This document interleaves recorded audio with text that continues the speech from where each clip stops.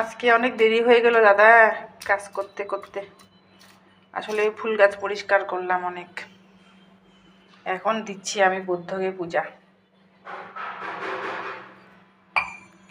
এই জিনিসটা আনছি গয়ার থেকে, আমি এর আগে আনছিলাম।